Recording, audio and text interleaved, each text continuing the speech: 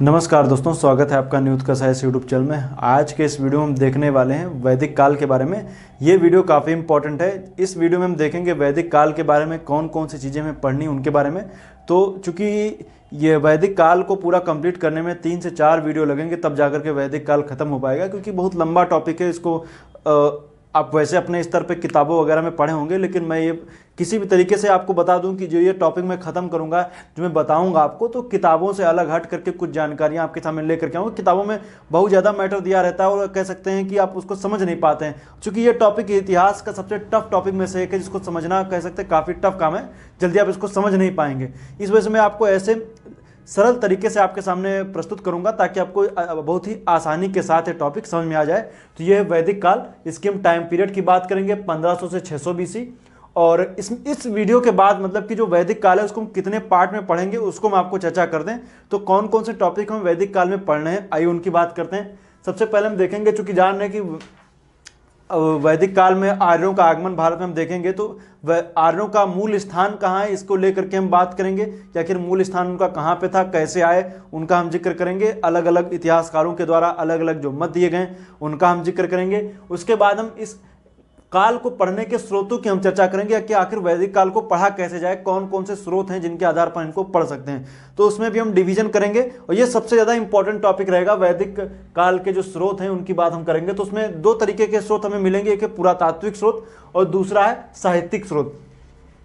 इसमें भी हम जो साहित्यिक स्रोत पढ़ेंगे ये मोस्ट इंपॉर्टेंट है। इसमें वेद वगैरह आएंगे, इनका हम चर्चा करेंगे। इसमें वेद वगैरह की चर्चा की जाएगी, तो वेदों की चर्चा होगी। पुरातात्विक साक्ष्यों में हम अभिलेख वगैरह देखेंगे, अभिलेख इनके बारे में हम थोड़ा सा देखेंगे, पुरातात्विक मृदभांडों के बारे में देखेंगे और भी कई सारी चीज़ों के बारे में देखेंगे। तो ये पुरातात्विक साक्ष्यों के बारे में हम चर्चा करेंगे, पुरातात्विक साक्ष्य कि किस आधार पर इसको हम पढ़ सकते हैं, और साहित्यिक स्रोत के बारे में। फिर हम जो वैदिक काल है, वैदिक काल में जो वहाँ की जो राजनीतिक विशेषताएं हैं उनकी हम चर्चा करेंगे। फिर सामाजिक विशेषताओं की चर्चा होगी, आर्थिक विशेषताएं और धार्मिक विशेषताएं क्या क्या रही हैं उनकी हम चर्चा करेंगे। तत्समय का समाज कैसा था, कितने वर्ण विभाजन की चर्चा होगी, सभी चीज़ों के बारे में किसमें क्या कहा गया है इसकी चर्चा होगी। तो इसमें जो मोस्ट इंपॉर्टेंट टॉपिक मैं आपको बता दूं, वैसे तो ये सभी तो इंपॉर्टेंट हैं, लेकिन हमें जो सर्वाधिक परीक्षा में प्रश्न आते हैं वो आते हैं साहित्यिक स्रोत से। तो वैदिक काल में साहित्यिक स्रोतों से सबसे ज़्यादा प्रश्न परीक्षा में पूछे जाते हैं। याद रखिएगा, सबसे ज़्यादा परीक्षा में प्रश्न साहित्यिक स्रोतों से, जिसमें हम आगे चल करके देखेंगे बहुत ही विधिवत रूप से इस पर चर्चा की जाएगी। तो साहित्यिक स्रोत याद रखिएगा। बाकी राजनीतिक विशेषताओं की बात होगी, जनों की बात होगी, कैसे कैसे यहाँ पर राजाओं वगैरह रहते थे उनकी बात होगी। कह सकते हैं प्रशासनिक ढांचा कैसा था उसकी हम चर्चा करेंगे। और सामाजिक में, समाज में कौन कौन सी व्यवस्था थी, कौन कौन सी प्रथाएं थी, कौन कुप्रथाएं थी, उनका भी जिक्र किया जाएगा। और आर्थिक विशेषताओं की बात करेंगे, उनकी चर्चा होगी। और धार्मिक विशेषता, धर्म से रिलेटेड जो भी चीज़ें होंगी उनकी हम चर्चा करेंगे। तो ये रहा। तो ये चूंकि मैंने बताया ना वैदिक काल है, तो वैदिक काल को हम 1500 से 600 BC में डिवीजन मैंने किया है। इसको हम 2 पार्ट में पढ़ते हैं, एक है ऋग्वैदिक काल या पूर्व वैदिक काल, दूसरा है उत्तर वैदिक काल।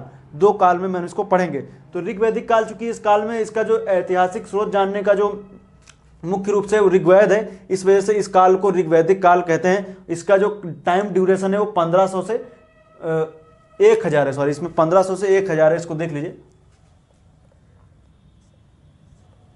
1500 से 1000 BC है, याद रखिएगा।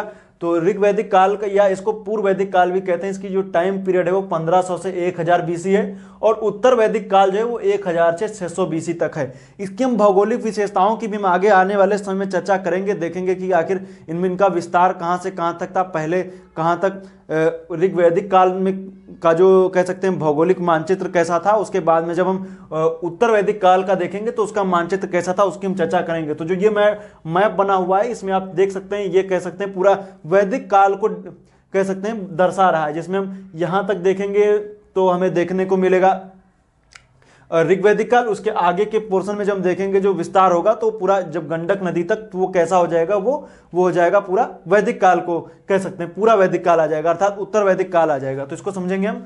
तो उत्तर वैदिक काल और ऋग्वैदिक काल, दोनों बातों को हम ध्यान रखेंगे और आने वाले समय में आगे हम इनको पढ़ेंगे भी, अच्छे विस्तृत रूप से पढ़ेंगे। तो अब चूंकि मैंने बताया ना कि कौन कौन से टॉपिक पढ़ने, फिर हम आएंगे ऋग्वैदिक काल के ऊपर, कौन कौन से ये टॉपिक पढ़ेंगे, फिर हम ऋग्वेद के बारे में विस्तृत रूप से चर्चा करेंगे। तो ऋग्वैदिक काल भी आपको समझ में आ जाएगा। तो आइए देखते हैं पहला पॉइंट उठाते हैं आर्यों का मूल निवास। तो आर्यों का मूल निवास क्या था, अलग अलग इतिहासकारों द्वारा अलग अलग तर्क दिए गए। ये टॉपिक अभी हम आज कवर करेंगे, उसके बाद के टॉपिकों को हम अगले वीडियो में हम चर्चा करेंगे, क्योंकि अलग अलग वीडियो आएंगे उसमें चर्चा की जाएगी। तो आर्यों का मूल निवास क्या था, तो मूल निवास की जब हम बात करेंगे तो आर्यों का मूल निवास जो था वो, इसके दो मत दिए जाते हैं। दो मत जो दिए जाते हैं, एक है देसी मत, दूसरा है विदेशी मत। अलग अलग विद्वानों के द्वारा अलग अलग तथ्य आर्य जो है तो कहाँ से आए, तो सबसे पहले देखेंगे तो देसी मत में हमें देखने को मिलता है सप्त सैंधव प्रदेश, जिसमें देसी मत हम पहले देखेंगे तो सप्त सैंधव प्रदेश है, जिसकी चर्चा करते हैं संपूर्णानंद है या अविनाश चंद्र दास हैं। ये दो लोग आर्यों का मूल निवास सप्त सैंधव प्रदेश कहते हैं। सप्त सैंधव प्रदेश यहीं पर आप देखेंगे सिंधु नदी है, झेलम है, चिनाब है, रावी है, व्यास है, सतलज है, और उसके नीचे हम देखेंगे तो हमें सरस्वती नदी मिलेगी। तो इनको सबको मिला करके सप्त सैंधव प्रदेश कहते हैं। तो संपूर्णानंद और अविनाश चंद्र दास जी का मानना था कि आर्यों का जो मूल निवास स्थान है वो सप्त सैंधव प्रदेश है। इसके बाद हम देखेंगे कश्मीर है, कश्मीर या हिमालय, हिमालयी क्षेत्र बताया गया कि आखिर ये कश्मीर है या तो ये हिमालयी क्षेत्र है, ये वाला क्षेत्र, ये आर्यों का मूल निवास है। इसको बोला किन्होंने, किनका मत है कि आर्यों का मूल निवास कश्मीर या हिमालय है, तो एल.डी. कल्ला है। एल.डी. कल्ला का मानना है कि कश्मीर या हिमालयी क्षेत्र है। मध्य देश में तत्समय यूपी और बिहार का क्षेत्र कह सकते हैं, ये वाला क्षेत्र था। यहाँ का बोला गया कि आर्यों का जो मूल निवास स्थान था वो मध्य देश था। मध्य देश में राजबली पांडे का मानना है। और सिंधु सभ्यता का विकसित रूप जो है उसको बोलते हैं भगवान दास गिडवानी है। भगवान दास गिडवानी का मानना है कि जो सिंधु सभ्यता थी, सिंधु सभ्यता का ही कह सकते हैं विकसित रूप ही हमें देखने को मिलता है कि वो क्या है, वो जो ये वैदिक काल है, वैदिक सभ्यता, उसी का विकसित रूप है। आर्यों का मूल निवास स्थान यही सिंधु सभ्यता के ही लोग हैं, कहीं और के लोग नहीं हैं। ये मानना है किसका, भगवान दास गिडवानी का। अब बंभरसी प्रदेश या ब्रह्मर्षि प्रदेश, दिल्ली के आसपास का यहाँ का जो क्षेत्र आपको दिखेगा ब्रह्मर्षि प्रदेश, इसका मानना है गंगानाथ झा का। तो ये ब्रह्मर्षि प्रदेश बोला गया, तो ये गंगानाथ झा का मानना है कि ब्रह्मर्षि प्रदेश गंगानाथ झा का है। अब ये तो हो गए देसी मत, लेकिन चूंकि इतिहास के भी हम एक एक पॉइंट को बताएंगे कि आखिर इन देसी मतों को क्यों नहीं माना जा सकता है। तो ये पूरी तरीके से कह सकते हैं इनका खंडन किया गया कि ये जो तर्क दिए गए हैं ये कोई अलग अलग जगहों पे अलग अलग तर्क के आधार पर बताया गया कि कैसे कैसे है। अब विदेशी मतों में भी हम देखेंगे तो इसमें हम सबसे पहले बता दें कि 1784 में जो आप सुने होंगे एशियाटिक सोसाइटी में, जो एशियाटिक सोसाइटी जो आप नाम सुने होंगे, तो उसमें वहाँ पर एक भाषण दिया जाता है। उस भाषण में बोला जाता है कि जितनी भी भाषाएं वगैरह हैं, चाहे वो भारतीय भाषा हो चाहे यूरोपीय भाषा हो, सबका जो कह सकते हैं कि जो उत्पत्ति है वो एक ही भाषा से हुई, उसको बोला गया भारोपीय भाषा। और भारोपीय भाषा जो है वो धीरे धीरे वो क्या हो गई, वो वर्तमान समय में वो विलुप्त हो गई है। और उसी भाषा से ही अन्य भाषाओं का जन्म हुआ है, क्योंकि कई सारे शब्द ऐसे मिले जो हिंदी भाषा मतलब संस्कृत भाषा के शब्द हैं, वो देखें तो ग्रीक में भी कुछ बोले जा रहे हैं, आयरिश भाषा में भी बोले जा रहे हैं, या हंगेरियन भाषा में देखें तो अलग अलग जगहों पर उन शब्दों का प्रयोग हो रहा है।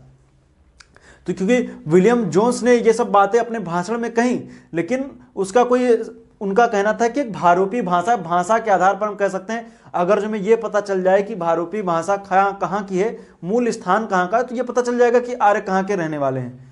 लेकिन वो पता तो चल नहीं पाए, क्योंकि उनका कहना था कि भाषा विलुप्त हो चुकी है, लेकिन कई शब्द ऐसे मिलते हैं। तो लेकिन अब उनका मानना था, और अलग अलग इतिहासकारों के द्वारा अलग अलग तर्क दिए गए। अब क्या तर्क दिए गए वो तो बहुत ज़्यादा इंपॉर्टेंट नहीं, शब्दों के आधार पर तर्क दिए गए कि किसी को क्या बोला गया है, शब्दों के आधार पर ऐसा बोला गया, लेकिन बहुत ज़्यादा तर्क मायने नहीं रखते हैं। बिल्कुल एग्जैक्ट क्या था वो भी किसी को नहीं कह सकते, लेकिन हाँ एक कह सकते हैं जिनकी तरफ ज़्यादा तर्क होंगे उसी को मान लेंगे कि यही आर्यों का मूल स्थान है। तो कौन कौन से तर्क दिए गए, ये परीक्षा में प्रश्न पूछे जा सकते हैं कि विदेशी मतों में कि इन्होंने कहाँ कहाँ बताया कि आर्यों का मूल निवास स्थान हो सकता है, जिसमें डेन्यूब नदी घाटी पी गाइल्स बोला है। अब आइए मैप में मैंने बना रखा है, ये वर्ल्ड का मैप है, वर्ल्ड का मतलब एशिया, और एशिया का मैप कह सकते हैं, इधर नीचे अफ्रीका है। एशिया के मैप को मैंने बनाया है, इसी में हमें चर्चा करनी है। एशिया और इधर ये यूरोप का मैप है या कहीं यूरेशिया है। अब इसमें हम एक एक जगहों की चर्चा करेंगे कि इन्होंने कहाँ कहाँ कहा है, तो मैप में समझेंगे थोड़ा और अच्छे से आपको समझ में आ जाएगा। तो ये देखते हैं, सबसे पहले देखेंगे डेन्यूब नदी घाटी। तो डेन्यूब नदी घाटी का मानना है पी गाइल्स का। तो डेन्यूब नदी देखिए, यह है डेन्यूब नदी, ये डेन्यूब नदी घाटी हंगेरियन के आसपास का, हंगरी के आसपास का क्षेत्र बताया गया कि ये आर्यों का मूल स्थान है। तो डेन्यूब नदी ज्योग्राफी के पॉइंट ऑफ व्यू से भी आप याद रखिएगा डेन्यूब नदी के बारे में।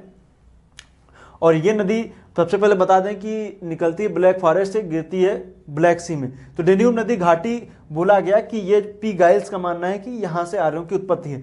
दूसरा है दक्षिणी रूस, ये गार्डन चाइल्ड का मानना था, इनकी पुस्तक है द आर्यंस। उन्होंने इसमें बताया कि ये जो दक्षिणी रूस का हिस्सा है, ये वाला हिस्सा, ये क्या है, ये आर्यों का मूल स्थान है। ये गार्डन चाइल्ड का मानना है, दक्षिणी रूस। पश्चिमी साइबेरिया, ये मार्गन का मानना है। पश्चिमी, ये जान रहे हैं कि रूस का एशियाई प्रदेश साइबेरिया कहलाता है। तो उसमें जब देखेंगे तो पश्चिमी एशिया की बात हो रही, अर्थात ये वाला क्षेत्र, जो ये वाला क्षेत्र होगा पश्चिमी एशिया, तो पश्चिमी यूरोप या पश्चिमी साइबेरिया का जो क्षेत्र है वो मार्गन है। मार्गन का मानना था कि पश्चिमी साइबेरिया मतलब ये रूस है। रूस चूंकि जान रहे हैं कि यूरोप और एशिया दोनों पड़ता है, तो इसका जो एशिया वाला हिस्सा है उसको हम बोलते हैं साइबेरिया, तो उसका पश्चिमी हिस्सा, तो पश्चिमी हिस्सा आप देख लीजिए, इस तरफ का पश्चिमी हिस्सा, इसको बोला गया कि ये वाला हिस्सा क्या है, ये पूरा साइबेरिया है, तो उसका पश्चिमी हिस्सा ये वाला हो गया। तो पश्चिमी हिस्सा बोला गया कि ये मार्गन का मानना था कि पश्चिमी एशिया जो है वो आर्यों का मूल स्थान है। इसके बाद में उत्तरी ध्रुव माना बाल गंगाधर तिलक ने। उत्तरी ध्रुव माना गया क्योंकि दिन 6 महीने की रात 6 महीने के दिन होते हैं, इसके आधार पर बताया गया कि उत्तरी ध्रुव है। तो उत्तरी ध्रुव बाल गंगाधर तिलक का मानना था। और मध्य एशिया जेजी रोड्स और मैक्स मूलर, पहले जेजी रोड्स वगैरह खोज वगैरह करते हैं, फिर मैक्स मूलर आते हैं। मैक्स मूलर का मानना था, अभी हम आगे चर्चा करेंगे इसकी विधिवत रूप से चर्चा होगी मैक्स मूलर की, मतलब जेजी रोड्स वगैरह की, मध्य एशिया के किस आधार पर कहते हैं। तिब्बत दयानंद सरस्वती का मानना था, क्योंकि हिमालय का उत्तरी हिस्सा तिब्बत मानना था दयानंद सरस्वती का। और जर्मनी में हर्टेम्पेंग, ये जर्मनी है, जर्मनी में हर्टेम्पेंग का मानना था कि ये यहीं से आए थे, जर्मनी से हर्टेम्पेंग मानते थे। तो अब टर्की, मध्य एशिया के आसपास के क्षेत्र, टर्की हो गया, इधर आप देखें तो हमें देखने को मिलता है यहाँ पर सीरिया ले लीजिए, सीरिया के पास ले लीजिए, ईरान ले लीजिए, तो इन सब जगहों का जो मध्य एशिया, बैक्टीरिया वगैरह का क्षेत्र, जो इनमें आप देख सकते हैं अफगानिस्तान के उधर वाले जो क्षेत्र हैं उनको देख लीजिए, तो इनका कहा गया कि मध्य एशिया से आए हैं। तो इसमें एक ऐतिहासिक स्रोत हमें देखने को मिलता है जिस आधार पर कहा जा सकता है कि ये मध्य एशिया से आए थे। आर्य कहाँ से आए थे? मध्य एशिया से आए थे। उसका बहुत ही फेमस अभिलेख है बोगज कोई अभिलेख, जो तुर्की में है, टर्की में। टर्की जो आप देखेंगे ना, तो टर्की में जब आप मैप में सर्च करेंगे तो टर्की जो आपको दिखता है कुछ इस तरीके से दिखता है, थोड़ा सा हिस्सा यूरोप में, ये देखिए ये है टर्की, ये थोड़ा सा हिस्सा यूरोप में। तो जी अनातोलिया जिसका प्रायद्वीप है, इसी के पास में यहीं पर हमें देखने को मिलता है, बीचों बीच में एक जगह है जिसको बोलते हैं बोगज कोई। तो बोगज कोई में अभिलेख मिला टर्की में, जिसकी खोज ह्यूगो विंकलर ने किया था। खोज किसने किया था? ह्यूगो विंकलर ने किया था। 1906 में इसकी खोज की, बोगज कोई अभिलेख की। इस बोगज कोई अभिलेख, जो बोगज कोई था, तत्समय वहां पर एक मितनी साम्राज्य था। तो मितनी साम्राज्य की राजधानी थी जिसका नाम था बोगज कोई। तो मितनी साम्राज्य की राजधानी बोगज कोई थी। तो इसमें क्या बातें कही गई थी, इस अभिलेख में आखिर क्या खास मिला है, तो उसकी हम चर्चा करेंगे। तो बोगज कोई अभिलेख में एक जिक्र किया गया है कि जो कि यहाँ पर दो राज्य थे, पास में था हित्ती, दूसरी पास में मितनी, दो राज्य आसपास थे। तो हित्ती और मितनी के बीच में एक संधि का जिक्र किया गया है जिसमें कुछ देवताओं को साक्षी माना गया है। तो कौन कौन से देवता थे और क्या बात की गई थी उसको हम देखते हैं। बोगज कोई अभिलेख में चर्चा की गई है कि हित्ती नरेश और मितनी नरेश, हित्ती नरेश है संगी लुयम और मितनी नरेश है मती वजा, इन दोनों के बीच में एक संधि की बात की गई है। और संधि हुई है क्योंकि कहते हैं कि आपस में पहले लड़ाई वगैरह कर रहे होंगे, और इसमें जब संधि वगैरह हुई तो कुछ देवताओं को साक्षी माना गया कि कहते हैं कि हम इन देवता को साक्षी मानते हैं, आज के बाद हम लड़ाई नहीं करेंगे, या ऐसी कुछ बातें की गई कि इन दोनों के बीच में संधि हुई, उसमें कुछ देवताओं को साक्षी माना गया है। तो कौन कौन से देवता थे इसमें जिक्र किए गए? इंदिरा की, इंदिरा मतलब इंद्र, उर्वानास मतलब वरुण, और नास्तियना मतलब नासत्या, अश्विनी कुमार, मित्र मतलब मित्र। तो इतने लोगों को साक्षी मान करके ये बात की गई थी, देवताओं को साक्षी मानकर संधि का वर्णन किया गया। और चूंकि ये देवता आपको देखने को मिलेगी कि भारत में ज्यादा प्रचलित थे और ऋग्वेद में इनकी चर्चा कई बार हुई है, इस वजह से ये बात की गई कि चूंकि ये अब बोगज कोई अभिलेख में टर्की में अवशेष वगैरह मिल रहे हैं, बोगज कोई अभिलेख के उसमें अवशेष मिले जिसमें बात की जा रही देवता, जबकि देवताओं का प्रचलन वगैरह देखें तो इनकी बातें वगैरह देखें तो हमें देखने को मिलता है कि इंडिया के हैं, भारत के हैं। तो लेकिन कसम वगैरह या कहें कि जो इनकी जो साक्षी मान करके संधि वगैरह की जा रही है तो वो कहाँ है? बोगज कोई में। तो इसलिए ऐसा लगा कि मध्य एशिया के क्षेत्रों से ही ये बोगज कोई के आसपास जो अभिलेख है यहाँ से ही यहाँ से यही आर्य आए थे। तो ये बात कही गई। तो इसके जो समर्थक हैं मैक्स मुलर वगैरह देखेंगे तो इन्होंने माना है, जे.जी. रोड्स है, मैक्स मुलर है, इन लोगों का कहना था मध्य एशिया। तो टर्की का जो ये मित्ती साम्राज्य है, मितनी साम्राज्य, उससे ये जिक्र देखने को मिलता है कि यहाँ से आए थे। तो ये बातें हो गई जो मैंने बताया आपको। ये मैप है, मैप बना लीजिए, नीचे का भी मैप आप चाहें तो बना लीजिए, जगहों को डिनोट कर लीजिए, आपको आसानी हो जाएगी समझने में। अब जैसे मैंने जर्मनी बताया तो जर्मनी में भी आप यहीं पर लिख चाहें तो हर्ट एवं पेंक, जैसे यहाँ पे तो हर्ट पेंक यहीं पर लिख लीजिए। जर्मनी में यहीं पर डेन्यूब में मैंने बताया तो उनको लीजिए, मैप में जगहों को डिनोट कर लीजिए, थोड़ा और समझने में आसानी हो जाएगी। तो इनको समझिए। बाकी की जो हम नेक्स्ट वीडियो में चर्चा करेंगे तो वैदिक काल के स्रोतों की चर्चा होगी, साहित्यिक और पुरातात्विक स्रोतों की बात करेंगे, पूरी तरीके से हम ऋग्वैदिक काल की हम चर्चा करेंगे। तो उसमें हम चर्चा करेंगे ऋग्वेद के बारे में, ऋग्वेद को कैसे कैसे डिवीजन किया गया, क्या कैसे, उसकी हम विस्तृत रूप से आपको चर्चा करके बताएंगे और मिलेंगे नेक्स्ट वीडियो में। तब तक के लिए आपका बहुत बहुत धन्यवाद। और ये भी बताएंगे कि ऋग्वेद का काल कैसा था, ऋग्वैदिक समाज कैसा था, इन सब की चर्चा आगे आने वाले वीडियोज में होगी। तो आप ये काफ़ी इंपॉर्टेंट सेक्शन है, इसको आप लोग अच्छे से पढ़िए, आपको इससे परीक्षाओं में प्रश्न जरूर मिलेंगे नेक्स्ट वीडियो में। तब तक के लिए आपका बहुत बहुत धन्यवाद।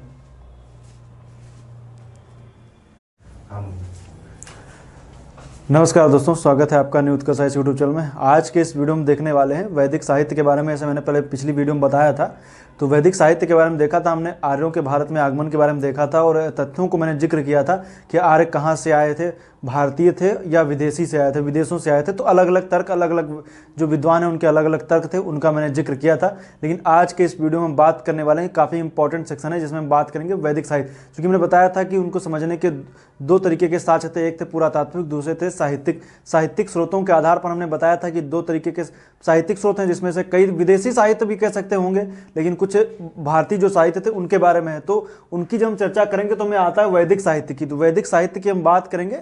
वैसे आप देखेंगे कि ईरान में भी एक फेमस ग्रंथ है, इसको बोलते हैं जिंद अवेस्ता। तो जिंद अवेस्ता में भी कई सारी फेमस चीज़ें मिलेंगी, उनका भी हम आगे जिक्र करेंगे कौन कौन सी चीज़ें थी वहाँ से जो देखेंगे तो ऋग्वेद से समानता, इसके आधार पर लगता है कि ये आर्य जो थे वो वहीं से आए थे। तो उनके हम बात करेंगे। तो आइए देखते हैं। सबसे पहले हम बात करेंगे वैदिक काल के साहित्यिक स्रोत के बारे में। चूंकि वैदिक काल का जो टाइम पीरियड है 1500 से 600 BC है और इसमें हम दो पार्ट में डिवाइड किए थे, एक ऋग्वैदिक काल, दूसरा उत्तर वैदिक काल।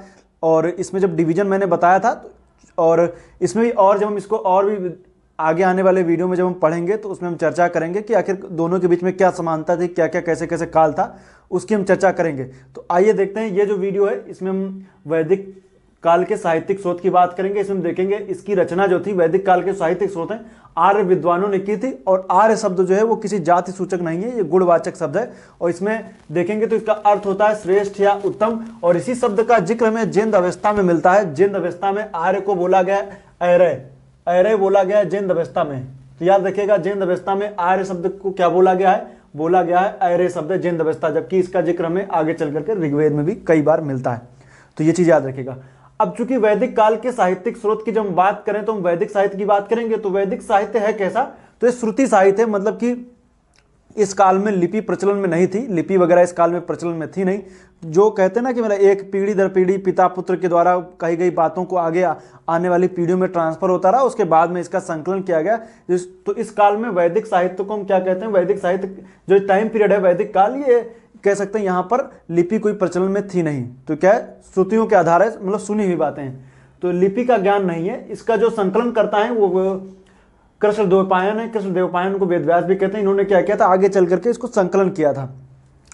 अब ये जो साहित्य है इसमें और कौन कौन से नाम से जाना जाता है, तो वैदिक साहित्य को हम बोलते हैं दैवी है, मतलब देवताओं के द्वारा ऋषि मुनियों को दिया गया, उसके बाद आने वाली पीढ़ियों में ट्रांसफर होता है, फिर संकलन किया गया, दैवी है। और इसको बोला गया अपौरुषेय, मतलब किसी पुरुष के द्वारा रचित नहीं है, तो इसको बोला गया पुरुष अपौरुषेय। संहिता मतलब संकलन करता, संकलन के रूप में संकलन किया गया ना, तो उसको संहिता का नाम दिया गया और नित्य नाम दिए गए। इतने सारे नाम जो दिए गए हैं वो वैदिक साहित्य को बोलते हैं। तो इनको याद रखिएगा, दैवी, अपौरुषेय, संहिता और नित्य, ये सब नाम है किसके, वैदिक साहित्य के। वैदिक साहित्य को जब हम डिवीजन करते हैं तो हमें देखने को मिलता है, एक है वेद, दूसरा है, अब तोड़िए इसको, देखिए वेद है, वेद के बाद इसको हम ब्राह्मण, ब्राह्मण के बाद अरण्यक, अरण्य के बाद उपनिषद, 4 पार्ट में इसको हम तोड़ेंगे। अब इसमें जब देखेंगे वेद है तो वेदों के नाम से सबसे पहले हमें यही जानना है कि वेद कितने प्रकार के हैं। तो 4 प्रकार के वेद हैं, ऋग्वेद, यजुर्वेद, सामवेद और अथर्ववेद। 4 वेद हैं। 4 वेद जो हैं इसका भी हम डिवीजन करेंगे, क्योंकि मैं इस वीडियो में बात कर रहा हूं कि इसको मैं पूरा आपको बताऊंगा कि वैदिक साहित्य में क्या क्या चीजें हैं जिनको मैं आगे आने वाली वीडियोज में पढ़नी है। तो वैदिक साहित्य में वेद देखेंगे, वेद को ही जब हम और पार्ट में डिवीजन करेंगे तो वेदों के कई प्रकार में देखने को मिलेंगे, मतलब होता नहीं कि चैप्टर 1, चैप्टर 2, चैप्टर 3 इस तरीके से, तो उसमें भी देखेंगे। तो ऋग्वेद के भी कई सारे पार्ट हमें देखने को मिलेंगे, और जैसे ऋग्वेद का है साकल है, मांडुक्य है, वास्कल है, सांख्यायन है, तो ये सारे पार्ट मिलेंगे। इसी तरीके से यजुर्वेद के भी होंगे, सामवेद के भी होंगे।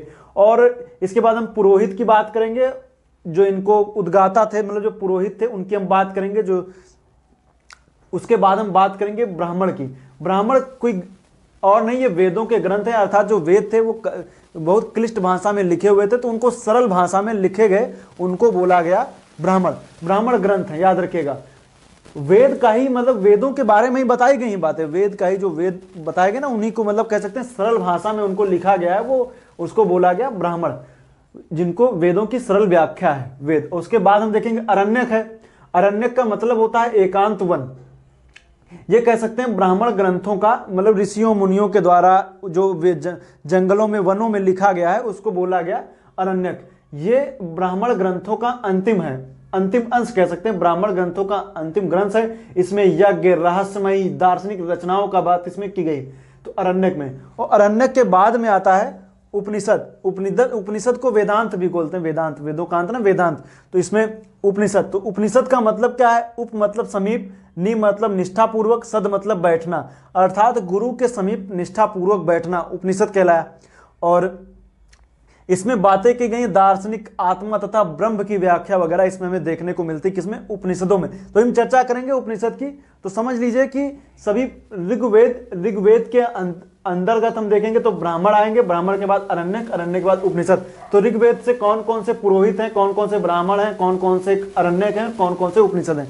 इसी तरीके से यजुर्वेद में भी बिल्कुल उसी तरीके से आएंगे, और ब्राह्मण है, अरण्यक है, और उपनिषद कौन कौन से, उनकी चर्चा करेंगे। इसी तरीके से सबकी हम चर्चा आपको बताएंगे, तो इसको समझिएगा। मतलब कहते थे जितने, अब देखिए ऋग्वेद है तो ऋग्वेद हो गया, यजुर्वेद हो गया, सामवेद हो गया, अथर्ववेद हो गया, इन सब की बात करेंगे। तो ये समझ लीजिए कि उसका डिवीजन ही है जो मैंने बताया आपको।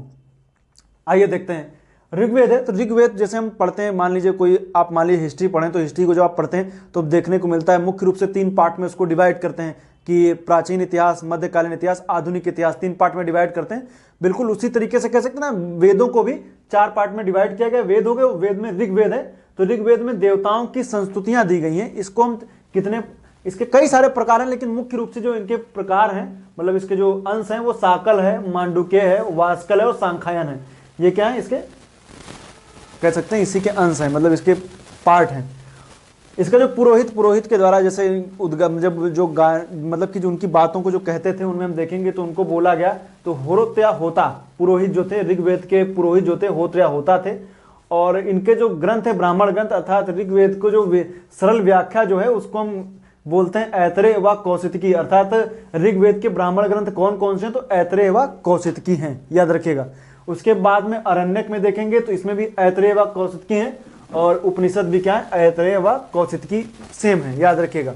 इसके बाद हम यजुर्वेद की याद करेंगे तो यजुर्वेद में याज्ञिक कर्मकांड की बात की गई है। अभी मैं एक बात बता दूं कि आने वाली वीडियो में हम आपको, जैसे ऋग्वेद है तो विस्तृत रूप से ऋग्वेद का भी हम डिवीजन करेंगे। ऋग्वेद को कितने पार्ट में, मतलब ऋग्वेद को भी कितने मंडल हैं, कितने सूक्त हैं, इन सब की बात करेंगे, कितनी ऋचाएं हैं, उन सब का जिक्र हम आगे उसमें करेंगे, आगे वाले में। और उसमें क्या क्या फेमस, किस किस मंडल में कौन कौन सी खासियत है, उनका हम जिक्र करेंगे। एक वीडियो हम इस पे तीनों वेदों को एक साथ लेते हुए यजुर्वेद, सामवेद, अथर्ववेद के बारे में बता देंगे। और एक में हम चर्चा करेंगे जब हम जिसमें से उपनिषदों के बारे में विस्तृत रूप से बताएंगे, और कुछ खास बातें जैसे शतपथ या तैतरीय ब्राह्मण में कौन कौन सी खास बातें बताएंगे, उनकी हम चर्चा करेंगे। लेकिन चूंकि ये क्या है, ये एक सारणी है, इसको सारणी के रूप में बना लीजिए, जिस तरीके से मैं बता रहा हूं उसको बना लीजिए। आने वाली वीडियो जब इसके बाद वाली वीडियो आएगी तो ये वाली चीजें और भी आपको अच्छे से समझ में आ जाएंगी कि हाँ ऐसे ऐसे। फिर हम एक एक की बात करेंगे, जब आप उसको पढ़िएगा तो वो आपके सामने सारणी सामने उपस्थित होगी, तो आपको और अच्छे से चीज समझ में आ जाएंगी। तो यजुर्वेद में क्या है? याज्ञिक कर्मकांड है। इसको 2 पार्ट में पढ़ते हैं, कृष्ण यजुर्वेद और शुक्ल यजुर्वेद। अभी और जब इसमें तोड़ेंगे तो इसमें भी कृष्ण यजुर्वेद के भी कई पार्ट आएंगे और शुक्ल यजुर्वेद के भी कई पार्ट आ जाएंगे, तो उसको हम नेक्स्ट वीडियो में चर्चा करेंगे उसकी। इसके पुरोहित अथर्वियों हैं, और इसके जो ब्राह्मण ग्रंथ है, मतलब यजुर्वेद की सरल व्याख्या को हम शतपथ या तैत्तरीय ब्राह्मण कहते हैं, जो इसका ब्राह्मण ग्रंथ है। इसमें हम देखेंगे तो शतपथ जो है इसको लघु वेद की भी संज्ञा दी जाती है। तो लघु वेद की संज्ञा किसको दी जाती है? शतपथ ब्राह्मण को दी जाती है। इसके अरण्यक की बात करेंगे तो मैत्रायणी और तैत्तरीय है। तैत्तरीय क्या और मैत्रायणी इसके क्या है? अरण्यक है। उपनिषदों की बात करेंगे तो मैंने बताया ना, इसको दो पार्ट में डिवाइड किया, शुक्ल और कृष्ण। शुक्ल यजुर्वेद के जो उपनिषद हैं वो बृहदारण्यक है, ईशोपनिषद है, और कृष्ण यजुर्वेद में कठ है, श्वेतांबर है, मैत्रायणी है, तैत्तरीय है। इतने पार्ट में बताया गया है। अब कृष्ण में जैसे कठ है, कंठोपनिषद, इसमें यम नचिकेता संवाद की बात की गई है, और मैत्रीय और तैत्तरीय उपनिषद में अतिथि देवो भवा शब्द लिया गया है वहां से। तो इसको याद रखिएगा। आगे आने वाले वीडियो में और भी इसमें चर्चा करेंगे क्या चीजें हैं। सामवेद की बात करेंगे तो इसमें यज्ञों में गाए जाने वाले मंत्रों का संकलन है, इसको सामवेद भी कहते हैं। इसके जो पार्ट है, मतलब इसमें कौन कौन से हैं तो कौथुम है, राणायनीय है और जैमिनी है। 3 पार्ट में इसको तोड़ा गया है, तीनों को याद रखिएगा। इसके जो पुरोहित हैं उनको उद्गाता बोलते हैं, और इनके ब्राह्मण ग्रंथ जो है वो जैमिनी है, और इसका अरण्यक छांदोग्य और जैमिनी। और इसके उपनिषद की बात करेंगे तो केन, छांदोग्य और जैमिनी है। 3 पार्ट में इसको पढ़ते हैं। इसके बाद हम बात करेंगे अथर्ववेद की। तो अथर्ववेद में देखिए क्या क्या चीजें दी गई है। रोग निवारण, जादू टोना, विवाह और ब्रह्म ज्ञान, प्रायश्चित, इन सब की बातों का इसमें जिक्र किया गया है। और इसके जो कह सकते हैं पार्ट है, पिपलाद है और सौनक है, ये 2 पार्ट में है। इनका पुरोहित इसमें याद रखिएगा। बाकी हम इसमें ब्राह्मण की बात करेंगे तो गोपथ ब्राह्मण है, अरण्यक कोई है नहीं। उसके बाद हम बात करेंगे तो इसमें जो उपनिषद दिए गए, मुंडक है या मुंडकोपनिषद, मांडुक है, प्रश्नोपनिषद है। इसमें कहा गया है मुंडकोपनिषद में यज्ञ टूटी हुई नौका के समान है, सत्यमेव जयते वगैरह, ये सब यहीं से लिया गया है। तो ये रही सारणी जो मैंने बताया। अब जब हम यजुर्वेद को पढ़ते हैं, अथर्ववेद को, तो अथर्ववेद में हमें देखने को मिलता है प्रथम दृष्टा, मतलब जिन्होंने इसमें बातें लिखी वगैरह इनके बारे में, प्रथम दृष्टा अथर्वा थे और द्वितीय अंगिरस थे। तो दोनों लोगों को प्रथम दृष्टा जो थे वो अथर्वा और द्वितीय अंगिरस, इसलिए इसको क्या बोलते हैं? अथर्वांगिरस वेद। तो अथर्वांगिरस वेद किसको बोलते हैं? अथर्ववेद को बोलते हैं। तो अथर्ववेद को क्या बोलते हैं? अथर्वांगिरस वेद। तो ये रही सारणी जो मैंने बताई आपको, इसको बना लीजिए।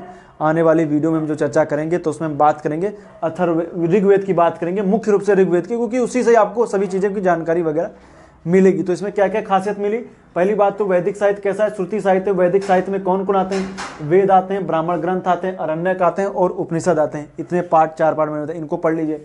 उसके बाद हम देखेंगे तो यजुर्वेद को कितने पार्ट में, कृष्ण यजुर्वेद और शुक्ल यजुर्वेद। पुरोहित वगैरह आ जाते हैं परीक्षाओं में, इनको भी याद कर लीजिए। ब्राह्मण में देखेंगे तो ऐतरेय, कौशिकी, शतपथ, तैत्तरीय, जैमिनी, गोपथ। 1 लाइनर प्रश्न जब आएंगे तो इन्हीं से आ जाएंगे जितने मैंने बताया।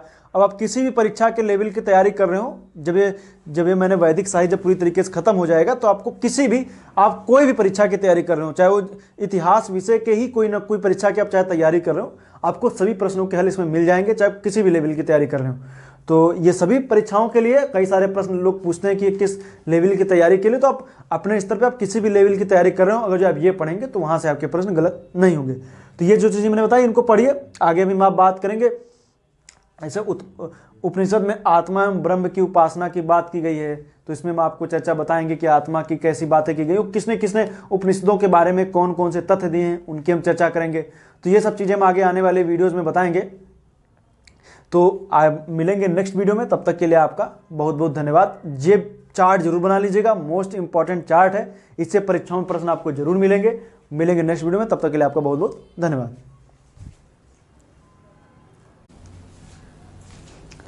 नमस्कार दोस्तों, प्राचीन इतिहास की श्रृंखला में आज एक नया वीडियो जिसमें हम आज देखने वाले हैं वेदों के बारे में। चारों वेदों का हम जिक्र करेंगे, देखेंगे ऋग्वेद में, यजुर्वेद में, सामवेद में, अथर्ववेद में कौन कौन से महत्वपूर्ण बिंदु हैं जो परीक्षा की दृष्टि से इंपॉर्टेंट हैं और उनसे परीक्षाओं में प्रश्न पूछे भी जाते रहे। तो आइए देखते हैं, ये काफ़ी इंपॉर्टेंट वीडियो होने वाला है, या कहें कि वैदिक काल में जो हम पढ़ रहे हैं उसमें सबसे इंपॉर्टेंट वीडियो यही है।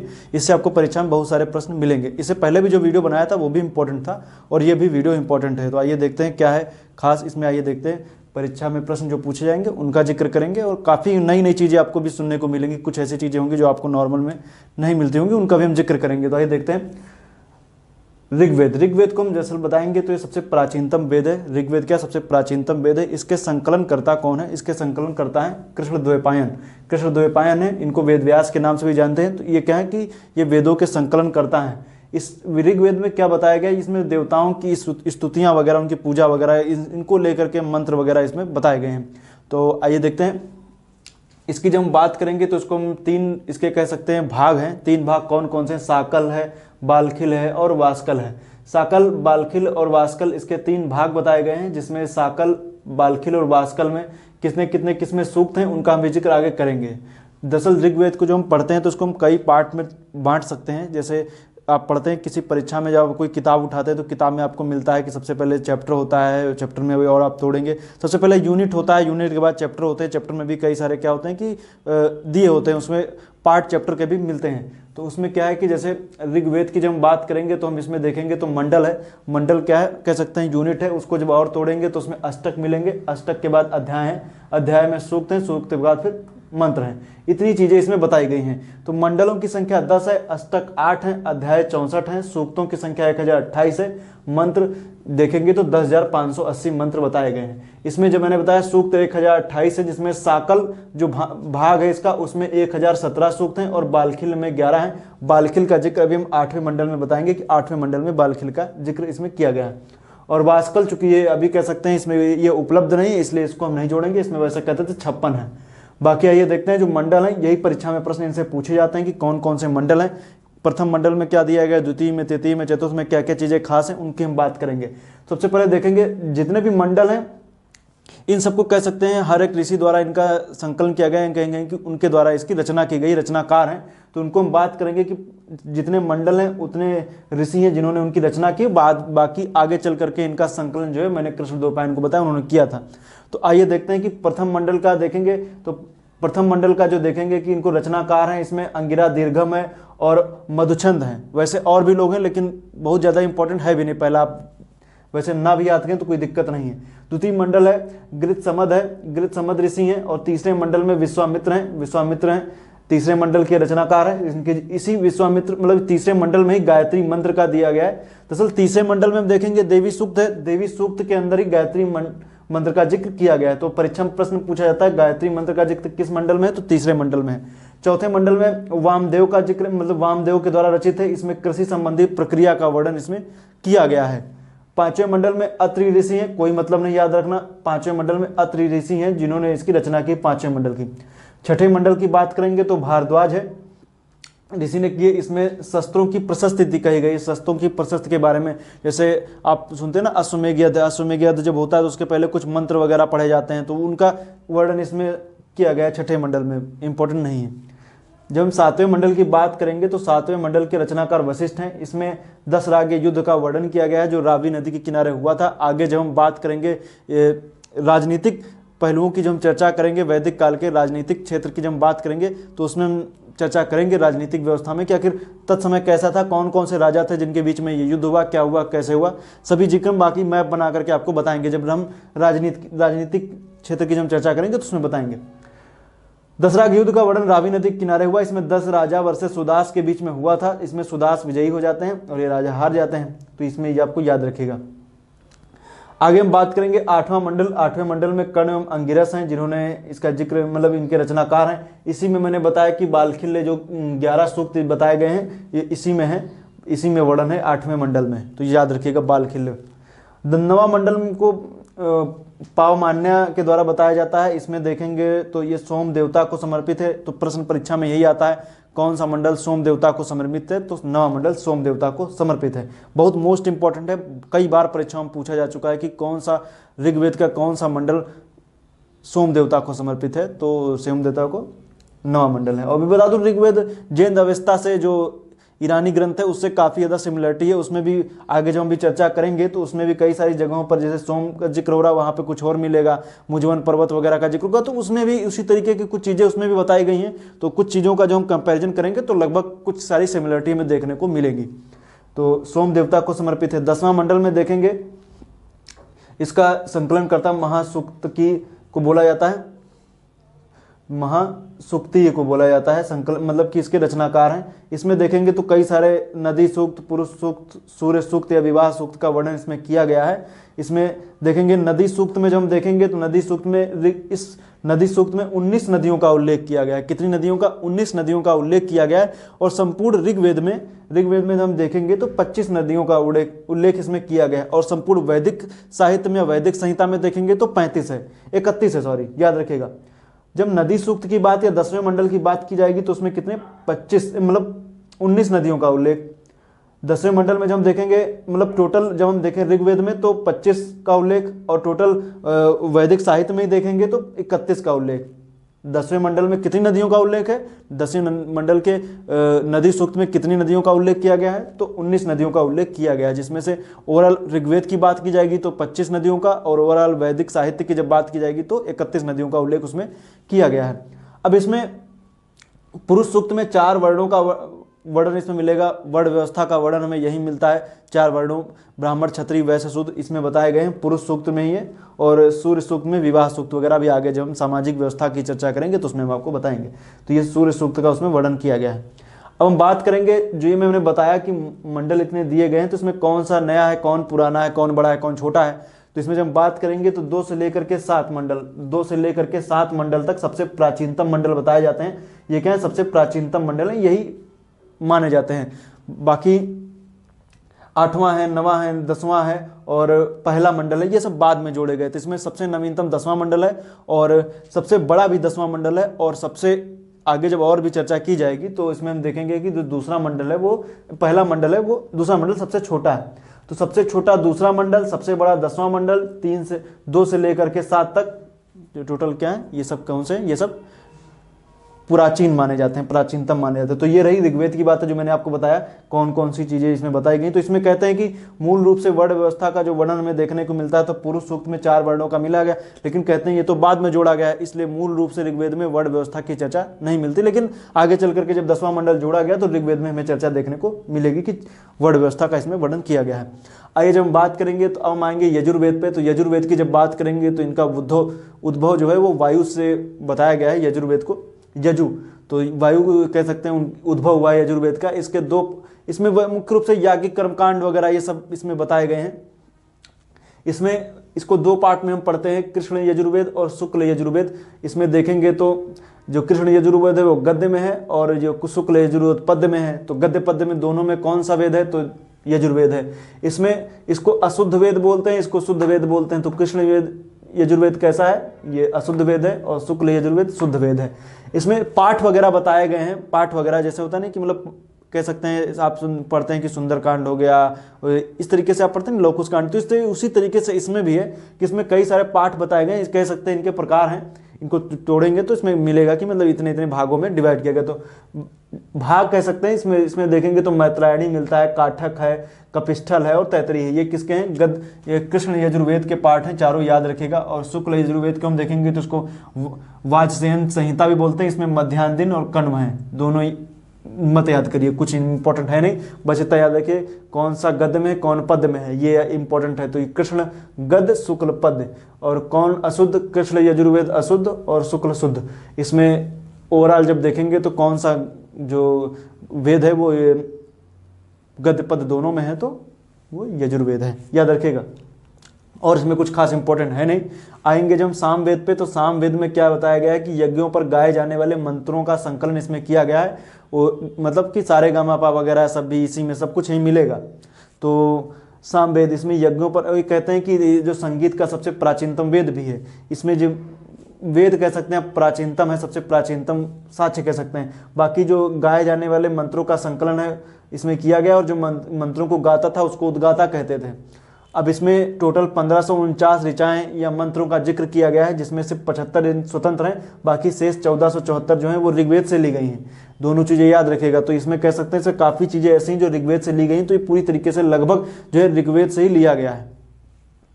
इसकी शाखाओं की बात करेंगे तो कौथुम है, राणायणी और जैमिनी है। इसके क्षेत्र गुजरात, महाराष्ट्र और कर्नाटक हैं, ये शाखाएँ हैं। अब इसमें प्रथम दृष्टा मतलब कि जो संकलन करता या कहें कि वो कौन थे, उनको प्रथम दृष्टा जैमिनी को माना जाता है। आगे चल करके फिर उनके शिष्य हैं जो सुकर्मा है। तो प्रथम दृष्टा कौन है? जैमिनी है। और द्वितीय कौन है? सुकर्मा है। ये कह सकते हैं इनके रचनाकार कौन है। बाकी सामवेद के तांड ब्राह्मण में सरस्वती नदी के प्रकट व विलुप्त होने का वर्णन मिलता है। तो किस वेद में सरस्वती नदी के विलुप्त होने या उसके उद्भव होने का जो जिक्र मिल रहा है वो किस वेद में? तो सामवेद में। देखिए सामवेद के तांड ब्राह्मण है, मतलब ब्राह्मण ग्रंथ मैंने बताया था ना, जो इनका कह सकते हैं सरल रूप है, तो उसमें जिक्र मिला हुआ है सरस्वती नदी के प्रकट होने व विलुप्त होने का वर्णन इस सामवेद में मिलता है। याद रखिएगा, सामवेद के तांड ब्राह्मण में। अब बात करेंगे अथर्ववेद की। ये थोड़ा ज़्यादा इंपॉर्टेंट है और इसमें परीक्षाओं में प्रश्न कई बार पूछे भी जाते रहे। इससे ये भी काफ़ी इंपॉर्टेंट है, जैसे ऋग्वेद है उसी तरीके से ये भी इंपॉर्टेंट है। लेकिन चूंकि जब परीक्षाओं में प्रश्न आते हैं तब आप जैसे किए हुए परीक्षा में प्रश्न आपको मिलेंगे, तो चूंकि आप ज़्यादा फेमस जो ग्रंथ है वो ऋग्वेद है, इसलिए आप जब आपको नहीं पता होता है प्रश्नों का उत्तर तो आप ऋग्वेद लगा देते हैं, बस वहीं पर आपसे गलती हो जाती है। तो इसलिए जरूरी चीज़ें मैंने बताई उनको नोट कीजिए। और चूंकि मैं बता रहा हूँ, मान लीजिए जैसे मैंने ऋग्वेद बताया तो ऋग्वेद आपने नोट कर लिया। जब मैंने जो पूरा चैप्टर बताया तो उसके नीचे थोड़ी सी जगह छोड़ दिया कीजिए। मैंने बताया ना, आप इनको नोट कीजिए जरूर, मोस्ट इंपॉर्टेंट है। आज नहीं तो कल आपको इसके महत्व का एहसास जरूर होगा जब आप परीक्षाओं में इससे प्रश्न आप गलत करके आएंगे। इसलिए जरूरी यही कि जो मैं बता रहा हूँ उनको नोट कर लीजिए। नोट करेंगे आगे आने वाले एग्जाम में बहुत फायदा मिलेगा। और एक बार चूंकि कई लोग पीडीएफ की बात करते हैं, पीडीएफ दे दीजिए, तो पीडीएफ इसमें क्या है, आप इसको अपने हाथ नोट करेंगे ज़्यादा अच्छा रहेगा। नहीं तो मैं फोटो खींच कर कहिए तो पीडीएफ दे दूंगा, नहीं तो आप बाकी चाहें तो जैसे आप चाहें तो स्क्रीनशॉट वगैरह इसका ले सकते हैं। बाकी अपने आप नोट करेंगे तो फायदा ज़्यादा मिलेगा, ये मेरे कहने का मतलब है। तो इसमें क्या है कि नोट करने के बाद थोड़ी सी जगह आप नीचे छोड़ दिया कीजिए। कुछ नए फैक्ट्स वगैरह हैं जो आपको चीज़ें मिले, जैसे मान लीजिए कोई पेपर सॉल्व कर रहे हैं या कुछ कोई एग्जाम हुआ उससे आपको कुछ नए फैक्ट वगैरह मिले, या आप कहीं और किताब पढ़ें आपको कुछ नए फैक्ट वगैरह मिले, तो उसी में नीचे नोट कर लिया कीजिए इसी चैप्टर में ही कि अथर्ववेद में ये चीज़ें एक्स्ट्रा कही गई, ये बातें हैं जो एक्स्ट्रा कही गई जो मैंने नहीं बताई हैं या आपने इससे पहले कभी उनको नहीं पढ़ा है, तो उनको आप वहीं नोट कर लीजिए। तो कहने का मतलब है कि मैंने बताया है, ये इंपॉर्टेंट लेंगे, उनको आपको जानना चाहिए। तो आइए देखते हैं अथर्ववेद में क्या क्या चीज़ें इंपॉर्टेंट और काफ़ी ज़्यादा परीक्षाओं में इससे प्रश्न भी आते हैं। तो ये देखा जाए कि अथर्ववेद में किन चीज़ों का जिक्र किया गया। तो अथर्ववेद में हम देखेंगे तो जादू टोना, ब्रह्म ज्ञान, औषधियाँ, विवाह से रिलेटेड बहुत सारी चीज़ें, इसमें भूत पिशाच, बहुत सी चीज़ें इस तरीके की इसमें बताई गई हैं। इसमें जो प्रथम दृष्टा मतलब कि जो मैंने बताया ना कि अपना इसमें योगदान दिया है, तो वो कौन है? अथर्वा है। और द्वितीय है जो अंगिरस हैं, द्वितीय दृष्टा जो है वो अंगिरस हैं, इसलिए इस ग्रंथ को बोला जाता है अथर्वांगिरस, अर्थात इस वेद को अथर्वांगिरस के नाम से जानते हैं। इसमें 20 कांड हैं, 20 कांडों का जिक्र किया गया, 231 सूत्र हैं और 6000 ऋचाएं मंत्र हैं। इसमें कई सारे जो हैं जो ऋग्वेद से भी लिए गए हैं। तो इसमें 20 कांड हैं, याद रखिएगा, 231 सूत्र हैं, 6000 ऋचाएं हैं। कांड का मतलब अध्याय है। इसकी जो शाखाएं बताई गई हैं वो 2 बताई गई, जिसमें से एक पिपलाद है और सौनक है। 2 इसमें ऋचाएं बताई गई हैं, मतलब 2 शाखाएं बताई गई, पिपलाद और सौनक। इसमें जो हम देखेंगे तो इसको और किन उपनाम से जानते हैं, कौन कौन से नाम से जानते हैं, तो इसमें श्रेष्ठ वेद बताया गया है। लोकप्रिय वेद है, मतलब लोक मतलब जनता, जनता के लिए बीच में मतलब उनकी बातें इसमें की गई, इसलिए क्या है ये लोकप्रिय है। तो लोकप्रिय वेद महिवेद है, भृंग वगिरस है, सतवेद आदि नामों से इसमें जाना जाता है। इसमें बात की गई है, इसमें जो वाचन करता था तो जिनको बोला गया ब्रह्मा नामक पुरोहित जो था इन्हें वाचन करता था। तो इसमें इसी में और जिक्र किया गया सभा व समिति को प्रजापति की 2 पुत्रियां कहा गया, आगे हम जिक्र करेंगे। और चूंकि मैं शॉर्टकट में इधर चीज़ें लिखा हूँ इनको नोट कीजिए। आगे जब मैंने बताया ना कि राजनीतिक और धार्मिक इन सब चीज़ों का जब हम जिक्र करेंगे तो उसमें आगे इन सब का नाम वगैरह जिक्र वगैरह आएगा, तो उसमें हम चर्चा करेंगे। तो सामाजिक व्यवस्था, धार्मिक, राजनीतिक और भौगोलिक विशेषताओं के बारे में इन सब की आगे हम चर्चा करने वाले हैं। तो ये काफ़ी थोड़ा बड़ा टॉपिक है, मैं चाहूँ तो इसको 1-2 वीडियो में समाप्त कर सकता हूँ, लेकिन मैं ये नहीं चाहता कि कल को कोई परीक्षा में आपको प्रश्न आए तो आपसे उससे प्रश्न गलत हो जाए। इसलिए जरूरी है कि चीज़ों को समझ के पढ़िए, थोड़ा समय लगेगा लेकिन हाँ चीज़ें आपको अच्छे से कि दोबारा आपको कोई किताब ना पलटनी पड़े प्राचीन इतिहास को पढ़ने के लिए, इतना मैटर आपको इसमें मिलेगा। बाकी आप चाहें तो कई सारी किताबें होती हैं जो शॉर्टकट में चीज़ें लिखी रहती हैं, और इसलिए ज़रूरी यही कि उसमें आप देखेंगे तो एक तरफ से चीज़ें लिख दी गई हैं, हाँ ये चीज़ें हैं, आप नोट कर लीजिए, आप बस याद करते रहिए, समझिए कुछ मत। उन किताबों का मतलब उद्देश्य यही कि आप रट डालिए, लेकिन मेरा कहने का मतलब है रटने के साथ साथ समझिए, उनको अपने हाथ में अपनी हैंड राइटिंग से लिख लेंगे तो और ज़्यादा फायदा रहेगा। तो इसमें जिक्र किया गया सभा व समिति को प्रजापति की 2 पुत्रियां कहा गया है, और इसमें सर्वप्रथम अंग व मगध राज्यों का सर्वप्रथम उल्लेख मिला है। इसी में जिक्र अरुंधति शब्द का मिलता है जो एक रोगनाशक बूटी है। तो अरुंधति क्या है? रोगनाशक बूटी है, जिसका जिक्र अथर्ववेद में मिलता है। तो याद रखिएगा, इसमें बताया ना कि इसमें औषधियों का जिक्र है, तो अरुंधति नामक औषधि है औषधि। इसमें राज तिलकोत्सव में जनता द्वारा राजा को चुनने का इसमें जिक्र मिलता है कि राज तिलकोत्सव होगा, उसमें क्या करेगी, जनता राजा को चुनेगी। तो ये जिक्र किसमें, अथर्ववेद में। इसके 19वें मंडल में काल को सृष्टि का मूल बताया गया। तो इसके 19वें मंडल बताया ना कि इसमें इसके जो 20 कांड या अध्याय इसके 19वें में बताया गया है कि काल को सृष्टि का मूल बताया गया। तो ये याद रखिएगा, ये चीज़ें इंपॉर्टेंट है, परीक्षा में इससे प्रश्न आपको मिलेंगे ही मिलेंगे।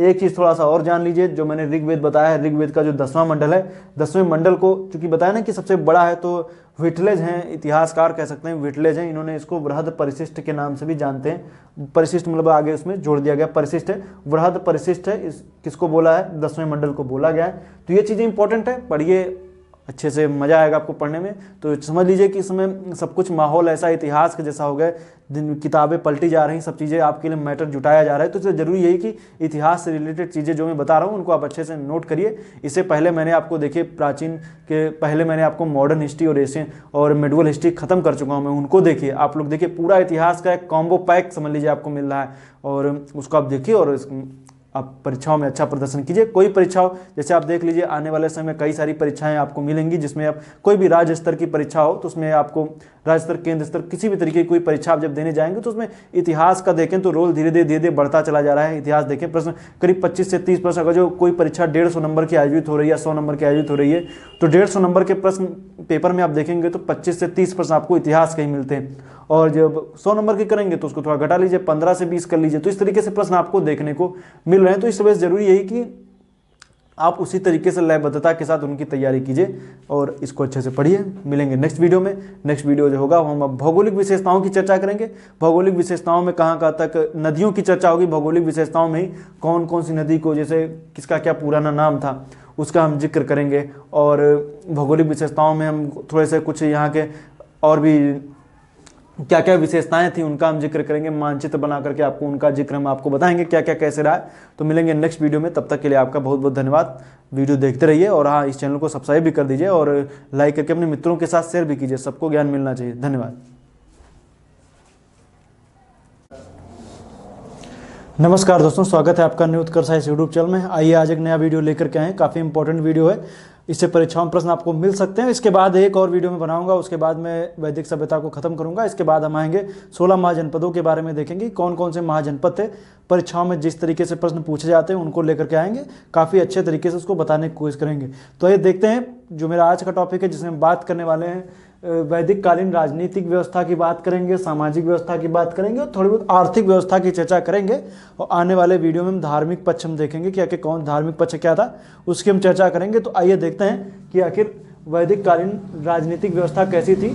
तो सबसे पहले बता दूं कि जो सब जिस तरीके से वर्तमान समय आज आप देख रहे हैं कि एक देश में जब देखें, देश के बाद राज्य देखेंगे, राज्यों को जब हम देखेंगे तो उसमें हमें जिले देखते हैं, जिले में तहसील दिखती है, तहसील के नीचे फिर इस तरीके से हमें जो देखने को मिलता है ना, उसी तरीके से उस समय भी था।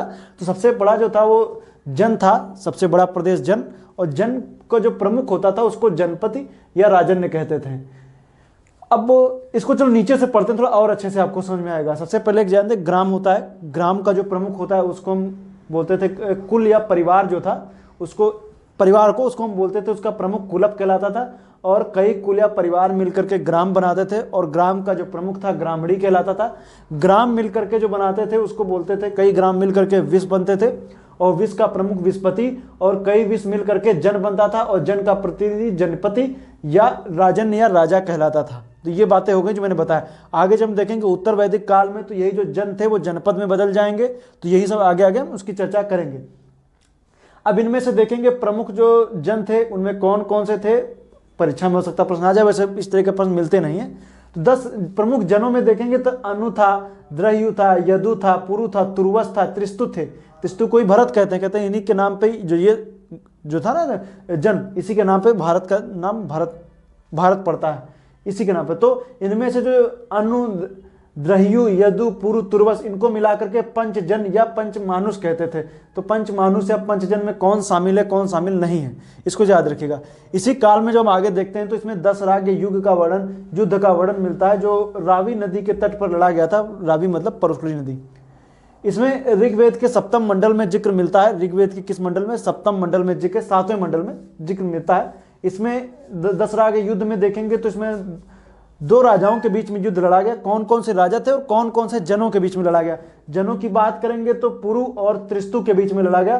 पुरु देखिए और त्रिस्तु के बीच में लड़ा गया।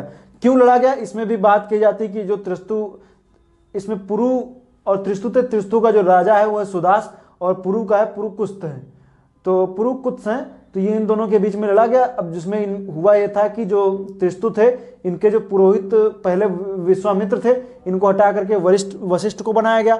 जब वशिष्ठ बन गए तो इधर विश्वामित्र ने क्या किया, कई राजाओं के या कई जनों को इकट्ठा करके एक संघ बनाया और उस संघ के प्रमुख जो थे वो पुरुकुत्स थे, मतलब पुरु था, और इधर क्या थे, त्रिस्तु थे। तो इन दोनों के बीच में जब युद्ध लड़ा गया तो ये जो 10 राजाओं का जो समूह था जिसको 10 राज्य युद्ध बोलते हैं, और आगे चल करके उसमें और भी लोग शामिल हो जाते हैं लेकिन ये हार जाते हैं। तो इसमें क्या है कि पुरु की हार होती है और सुदास अर्थात त्रिस्तु की जीत हो जाती है, और आगे संभवतः ऐसा कहा जाता है कि पुरुकुत्स की क्या थी, संभवतः हत्या हो गई थी, मर गए थे। तो इसमें पुरोहित याद रखिएगा, पुरु की तरफ से पुरोहित हैं विश्वामित्र और त्रिस्तु की तरफ हैं वशिष्ठ। और ये रावी नदी तट पर लड़ा गया था, परुष्णी का रावी का ही नाम है, परुष्णी रावी पुराना नाम भी हम आगे चर्चा करेंगे तो आएगा कि कौन कौन सी नदियों के क्या क्या नाम है। परीक्षा में हो सकता है प्रश्न ये पूछ लिया जाए, और कभी कभी मिल भी जाता है प्रश्न क्या क्या कौन कौन से थे, उसका हम जिक्र आगे करेंगे। आइए देखते हैं राजा की सहायता के लिए क्या क्या कैसी व्यवस्था थी। जैसे इसमें लोकसभा राज्यसभा देखते हैं, तत्समय भी कुछ ऐसा ही था। जो सभा और समिति का जिक्र मिलता है, सभा और समिति। सभा जो थी वो उच्च कुलीन, वर्तमान समय राज्यसभा समझ सकते हैं, और जो समिति थी वो सर्वधारण की सभा थी, मतलब आम जन की सभा, लोकसभा की तरह थी। सभा को उच्च कुलीन थी। अथर्ववेद में सभा को नरिष्ठा कहा गया है, तो याद रखिएगा नरिष्ठा अथर्ववेद में कहा गया है, किसको, सभा को कहा गया है। और इसमें कहते थे कि दोनों संस्था राजा की निरंकुशता पर कह सकते हैं कि कोई राजा ऐसा कदम ना उठा सके, निरंकुश ना हो, इस वजह से कह सकते हैं उस पर नियंत्रण रखने का काम करती थी। लेकिन इसमें भी और भी में जिक्र मिलता है आगे चल करके, जब हम देखेंगे तो इसमें एक कर वगैरह टैक्स की जब बात की जाएगी तो इसमें बलि कर का जिक्र मिलता है। बलि कर जैसे राजा जो था वो प्रजा की रक्षा करता था, तो प्रजा जो थी अपनी स्वेच्छा के अनुसार राजा को कर देती थी, जिसको बोला जाता था बलि कर। तो बलि कर का जिक्र मिलता है। न्याय व्यवस्था कोई खास प्रचलन मिलता नहीं है, लेकिन कहा जाता है कि राजा जो था अंतिम न्यायाधीश था, उसको अदंड बोला गया है। अदंड बोला गया किसको, राजा को बोला गया है। न्याय व्यवस्था प्रचलन में रही होगी लेकिन वो कुछ खास साक्ष्य मिलते नहीं है, और अंतिम राजा को अंतिम न्यायाधीश अदंड कहलाता था। सामाजिक व्यवस्था की बात करेंगे तो ऋग्वेद के 10वें मंडल में पुरुष सूक्त में वर्ण व्यवस्था का वर्णन मिलता है, वो जो कर्म आधारित थी। कहते हैं कि विराट पुरुष से चारों वर्णों का क्या हुआ है, जन्म हुआ है, जिसमें मुख से कहते हैं कि ब्राह्मण, भुजा से क्षत्रिय, जो उदर से क्या हुआ है कि वैश्य का, और जो पैर से किसका हुआ है, वो हुआ है वैश्य का, शूद्र का। तो इसमें बातें इसमें की गई, लेकिन इसमें कई सारे इतिहासकारों का मानना है कि जो मैंने बताया ना कर्म आधारित थी, तो इसमें शूद्र में कहते हैं कि आर्य और अनार्य दोनों शामिल थे। ये आर्य शर्मा का मानना है इतिहासकार का। उनका कहना है कि क्यों, क्योंकि आप जान रहे हैं कि शूद्र में आर्य और अनार्य कैसे सम्मिलित थे। उनका तर्क ये है कि चूंकि समाज में जब देखेंगे जो असमानता फैलती है, आर्थिक रूप से जो असमानता फैलती है, गरीब और अमीर के बीच की जो खाई है वो बढ़ जाती है, तो एक ऐसे तबके का जन्म होता है जो मजदूर वर्ग होता है। वर्तमान समय भी आप देखेंगे कि मजदूर वर्ग है, लेकिन तत्समय में भी ऐसा ही रहा होगा। उसमें देखेंगे तो आर्थिक विषमताओं के कारण एक वर्ग का जन्म हुआ जिसको मजदूर वर्ग बोला गया। उनमें जो शामिल थे मजदूर वर्ग को, जो खेती वगैरह करते थे या मजदूर वर्ग थे, उनको बोल दिया गया कि वो क्या है, वो शूद्र हैं। ऐसी बातें कही गई। पुनर्विवाह व नियोग प्रथा का प्रचलन था। नियोग प्रथा पति के मर जाने पर पति के छोटे भाई के साथ संबंध बना के संतानोत्पत्ति को लेकर के नियोग प्रथा कहा गया। इसमें पुनर्विवाह एवं नियोग प्रथा प्रचलन में थी। बाल विवाह और विधवा विवाह का कोई प्रचलन नहीं मिलता है, तो बाल विवाह का प्रचलन नहीं है, याद रखिएगा, बाल विवाह नहीं। और इसमें भी है कि मतलब शादी होने के बाद में किसी भी तरीके से कोई ऐसा तरीका नहीं है कि आप शादी को तोड़ दें, इस तरह की कोई व्यवस्था थी नहीं। शादी हो गई तो आप उसको तोड़ नहीं सकते हैं। सती प्रथा का प्रचलन नहीं मिलता है, लेकिन ऐसा कहा जाता है कि सती प्रथा का प्रचलन तो नहीं मिलता, लेकिन कहा जाता है कि जब पति की मृत्यु हो जाती थी, जो पत्नी थी वो चिता पर लेट जाती थी, तो उनके जो संबंधी वगैरह थे उनको उठाते थे और चिता से अलग करते थे, हटा देते थे। लेकिन वो सती प्रथा का उदाहरण नहीं है, तो इसको याद रखिएगा। ऋग्वैदिक काल में सती प्रथा नहीं। आजीवन विवाह न करने वाली कन्या को अमाजू कहा जाता था, या घोषा का इसमें नाम मिलता है, घोषा नामक कन्या का, अमाजू, जिनको अमाजू कहते थे। और घोषा नामक कन्या जिनका विवाह नहीं हुआ, कहते थे इनको विदुषी महिला थी, इनका चर्म रोग था, इनका विवाह नहीं हो पाता है। स्त्री राजनीति व संपत्ति संबंधी अधिकार स्त्री को थे नहीं, स्त्री को राजनीतिक व संपत्ति संबंधी अधिकार स्त्रियों को नहीं दिए गए थे, तो राजनीति में स्त्रियों का दखल नहीं था। कन्या की विदाई के समय दिया गया उपहार को वाहतु कहते थे। वाहतु तो वैसे तो कहते हैं दहेज प्रथा प्रचलन में नहीं थी, लेकिन इसमें एक जिक्र मिलता है उपहार का, वाहतु शब्द का इसमें जिक्र मिलता है। वाहतु जो था वो उपहार वगैरह दिए जाते थे। अनुलोम व प्रतिलोम विवाह का भी उल्लेख मिलता है। अनुलोम व प्रतिलोम विवाह क्या है? तो अनुलोम क्या है? जब उच्च वर्ण का पुरुष और निम्न वर्ण की कन्या को अनुलोम, और इसका उल्टा कर दिया, निम्न वर्ण का पुरुष और उच्च वर्ण की कन्या को प्रतिलोम विवाह कहा जाता था। आर्थिक जीवन की बात जब करेंगे तो संस्कृति मूलतः ग्रामीण थी, याद रखिएगा। और पशुपालन एवं कृषि जो इनका था वो मुख्य रूप से इनका व्यवसाय था, इन्हीं पे टिके हुए थे, मुख्य रूप से पशुपालन था। गाय के लिए अघन्या शब्द कहा गया। अघन्या मतलब जो मारने योग्य नहीं है, अघन्या है, पवित्र है। विनिमय की इकाई थी, मतलब वस्तु विनिमय में भी देखेंगे गायों को लेकर के इतिहास में आपको मिलेंगे, युद्ध भी गायों को लेकर के हो जाते थे। इसमें देखेंगे ऊनी वस्त्र का उद्योग, मतलब ऊनी वस्त्र का जो उल्लेख है वह 10वें मंडल में मिलता है। ऐसा नहीं कि सिर्फ गाय पालते थे, भेड़ वगैरह इन सब का भी जिक्र मिलेगा, इन सब का भी पालन होता था, पशुपालन में लगभग सभी थे। तो ऊनी वस्त्र का उल्लेख 10वें मंडल में मिलता है, तो याद रखिएगा ऋग्वेद के 10वें मंडल में ऊनी वस्त्र का, अर्थात ऊनी वस्त्र का उल्लेख। कपास वगैरह को कोई खास साक्ष्य वगैरह मिले नहीं है, तो कपास वगैरह जो थी वो नहीं थी, याद रखिएगा। अब जब हम देखेंगे तो हमें द्रापी का जिक्र मिलता है। द्रापी जो था युद्ध में पहना जाने वाला, ऐसे नहीं जीरे बख्तर होता है, देखे होंगे लोग, जैसे कोई फिल्म वगैरह देखे, ऐतिहासिक पिक्चर, युद्ध होता तो ऊपर से जीरे बख्तर पहन लेते हैं। आप देखिए, जैसे एग्जाम्पल के तौर पर आप इतिहास में ना जाइए तो जैसे खतरनाक जगहों पर जाने वाले लोग, जैसे मान लीजिए कोई जंगली सूकर का शिकार कर रहा है, कुछ कर रहा है, इस तरह की जगहों पर जब खतरनाक जगहों पे जो जैसे जिगाते हैं तो वो भी जीरे बख्तर पहन कर जाते हैं, ताकि उनके ऊपर कोई एक कह सकते हैं बुलेट प्रूफ जैकेट टाइप का नहीं होता, देखे होंगे लोग पहने होंगे, उस तरीके का पहनते थे, तो उसको द्रापी बोला जाता था। नीवी जो था वो कमर के नीचे पहना, मतलब पैंट जो थी उसको बोला गया नीवी, और पैंट नहीं थी, खैर धोती वगैरह पहनते होंगे जो भी हो। और नीवी कमर के नीचे पहना जाने वाला वस्त्र था। वास कमर के ऊपर पहना जाने वाला जो था वस्त्र, उसको वास बोला गया। अधिवास, ऊपर से चादर वगैरह ले लिया, साल वगैरह ओढ़ते हैं, उसको बोला गया अधिवास बोला गया। ऊपर धारण करने वाला चादर या साल के समान था। इसमें एक बात और कही गई कि अश्विन देवता ने मनु को हल चलाना सिखाया, एक जिक्र भी मिलता है अश्विन देवता। अभी जब आगे धार्मिक पक्ष पढ़ेंगे तो इसमें इसका अब विस्तृत रूप से देवताओं का जिक्र किया जाएगा, अश्विन वगैरह का, सबका वरुण का जिक्र होगा, और किन किन का कितनी बार नाम लिया गया, और यज्ञों की बात करेंगे, अश्वमेध यज्ञ क्या था, राजसूय यज्ञ क्या था, इन सब का जिक्र इसमें किया जाएगा। इसमें एक अस्मचक्र नाम का शब्द का जिक्र मिलता है। अस्मचक्र क्या था? एक राहट था। पुराने जमाने के लोग जानते होंगे राहट नहीं होता था, जो कुएं वगैरह में लगा देते थे, गोल गोल घूमता रहता था, पानी निकलता रहता था, तो उसको राहट बोलते थे।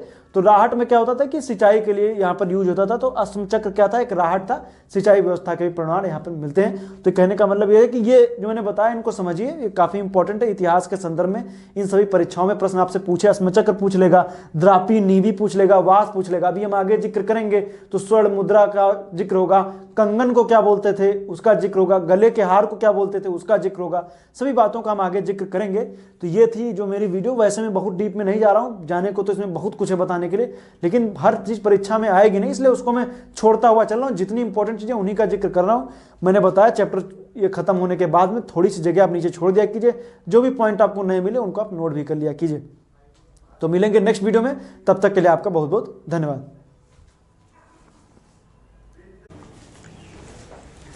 नमस्कार दोस्तों, स्वागत है आपका न्यू उत्कर्ष साइंस यूट्यूब चैनल में। आज के इस वीडियो में देखने वाले हैं ऋग्वैदिक कालीन, जो हम बात करते हैं वैदिक काल की, तो उसमें हम धार्मिक विशेषताओं का जिक्र करेंगे और कुछ और फैक्ट्स होंगे उनकी हम बात करेंगे, देवताओं का जिक्र करेंगे, और हम बात करेंगे कौन कौन से उस टाइम पे यज्ञ हुआ करते थे उनका हम जिक्र करेंगे।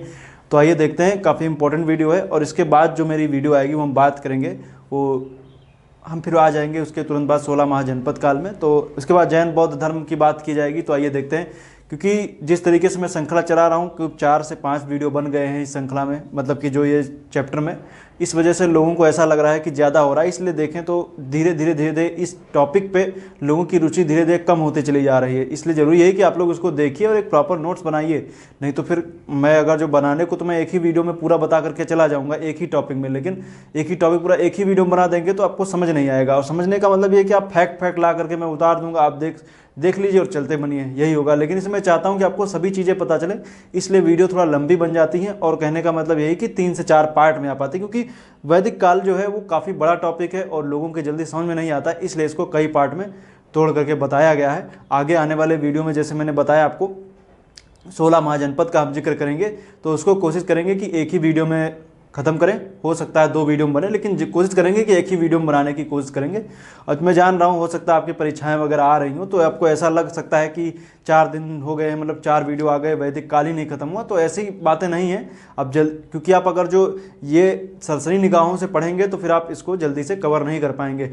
हो सकता है आप जल्दी जल्दी पढ़ करके आप इसको पढ़ लें, फिर एग्जाम में प्रश्न गलत होंगे। मेरा कहने का मतलब यही है कि आप लोग इसको जब अच्छे से पढ़ेंगे और चीज़ों को अच्छी तरीके से नोट करेंगे तभी आपको इसका फ़ायदा मिलेगा, नहीं तो आपको इसका फ़ायदा मिलेगा नहीं। क्योंकि ये ऐसा टॉपिक है जो जल्दी याद नहीं होता। और आप पुरानी परीक्षाओं को दृष्टिगत रखते हुए अपने दिमाग में सोचिए कि कितने प्रश्न वैदिक काल से बार बार गलत हो जा रहे हैं। कहीं शतपथ ब्राह्मण आ जा रहा है, कहीं कुछ आ जा रहा है, कहीं क्या आ गया, कौन सा मंडल में क्या है, इस तरीके के प्रश्न आपको आ जाते हैं। और आप सीधी बात है कि हल्का सा अगर जो लीक से हट के प्रश्न हुआ तो आपके गलत हो जाते हैं। तो मैं कोशिश करूंगा कि सभी प्रश्नों को जो परीक्षाओं में आते हैं उनका सबका समायोजन किया जाए।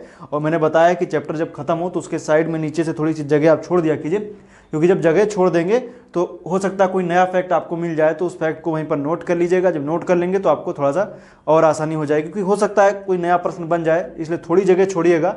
जो भी चैप्टर खत्म हो उसके नीचे थोड़ी सी जगह छोड़ दीजिए, जो नया फैक्ट मिले उसको वहीं पर नोट कर लीजिए। और सही बता रहा हूँ, आप लोग जो अब तक के जो के 13वां या 14वां वीडियो है उसके अगर जो प्रॉपर तरीके से आप अगर जो लिख रहे होंगे तो आपको बहुत फ़ायदा मिलने वाला है। नहीं लिखें तो लिख लीजिए। अभी वीडियो की संख्या कम है, लेकिन जब 40-50 इस तरीके से वीडियो हो जाएंगे तब आपके लिए असंभव सा हो जाएगा, आप नोट नहीं कर पाएंगे। इसलिए ज़रूरी यही कि इसको नोट कर लीजिए, एग्जाम आए तो उसको तुरंत रिवाइज कर लीजिए। आइए देखते हैं वैदिक कालीन धार्मिक विशेषताओं की जब हम बात करेंगे तो तत्समय प्राकृतिक पूजा काफ़ी ज़्यादा चल रही थी और बहुदेववाद, मतलब कि बहुत से देवताओं की पूजा वगैरह होती थी। उस काल में जैसे मैंने कहा प्रकृति की पूजा करते थे। वर्तमान समय में भी आप देखें तो कई सारे ऐसे एरिया हैं या कहीं जो जनजातियां हैं वो प्रकृति की पूजा करते हैं। उनका कहना यही कि हम प्रकृति से उतना लेंगे जितना हम दे सकते हैं, मतलब उतना दीजिए उतना लीजिए, सीधी बात है। तो उसी तरीके से तत्समय भी प्राकृतिक पूजा और बहुदेववाद की चर्चा हो रही थी। उसमें भी देवताओं की 3 श्रेणियां डिवाइड की गई। उन 3 श्रेणियां कौन कौन सी थी, जिनमें से एक थी आकाश, दूसरी अंतरिक्ष और पृथ्वी। मतलब प्रकृति की पूजा, बताया ना प्रकृति की पूजा हो रही है। तो आकाश की पूजा में जब हम बात करेंगे तो वरुण है, मित्र है, सूर्य है, विष्णु है, अश्विन है, सवित्र है, इतने सारे जो हैं देवता, मतलब कि आकाश में श्रेणियां बताया ना, आकाश के देवता इतने सारे माने जाते थे। अंतरिक्ष के देवताओं में इंद्र हैं, यम है, प्रजापति हैं, वायु है, रुद्र हैं, मारुत हैं, इतने सारे देवताओं को जाना जाता है। पृथ्वी की बात करेंगे तो पृथ्वी में सरस्वती हैं, पृथ्वी स्वयं है, और सोम देवता हैं, बृहस्पति हैं और अग्नि हैं।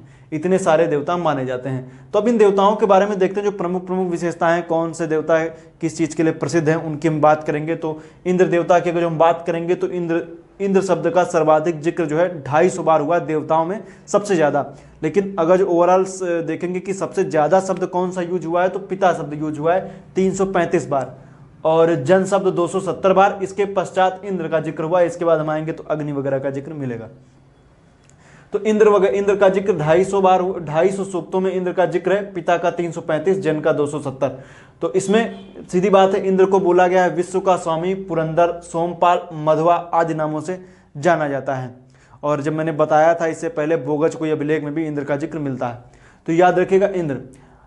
अग्नि की बात करेंगे तो अग्नि देवता को 200 सूक्त समर्पित हैं, जिन्हें अतिथि देवता कहते हैं या मध्यस्थ देवता कहते हैं। देवताओं और मनुष्यों के बीच में समन्वय स्थापित करते थे। तो अग्नि देवता को अतिथि देवता के नाम से भी जानते हैं, मध्यस्थ देवता के नाम से भी जानते हैं।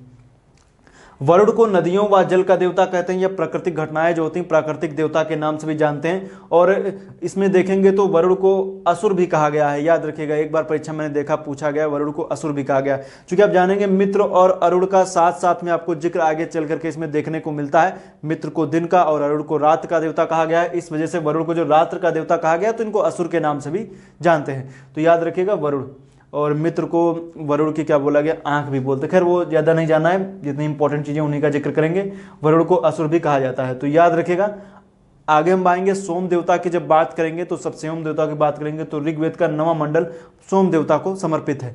अब कहते हैं सोम जो था, एक सोमरस आप सुने होंगे नाम, तो सोम जो था वो कहाँ से मिलता था? सोम हिमालय के मुजवन पर्वत से मिलता था और पेय पदार्थ की तरह था। तो सोम की प्राप्ति का स्थान जो था वो मुजवन पर्वत था, ये सोम याद रखिएगा। मुजवन पर्वत हो सकता है आपसे कभी परीक्षा में पूछ लिया जाए, तो मुजवन पर्वत याद रखिएगा। 9वां मंडल सोम देवता, ये तो आप अगर जो पढ़े होंगे, जितना भी शॉर्ट पढ़ लीजिए, ये आपको जरूर मिलेगा। वन लाइनर प्रश्न याद कर लीजिए, कभी भी परीक्षा में पूछा जा सकता है कि ऋग्वेद का कौन सा मंडल सोम देवता को समर्पित है, तो 9वां मंडल है। सवित्र है, सवित्र को सूर्य का प्रतिरूप कहा गया है, या सूर्य का प्रतिरूप है, मतलब सूर्य का कह सकते हैं, प्रतिरूप ही है, दूसरा रूप है।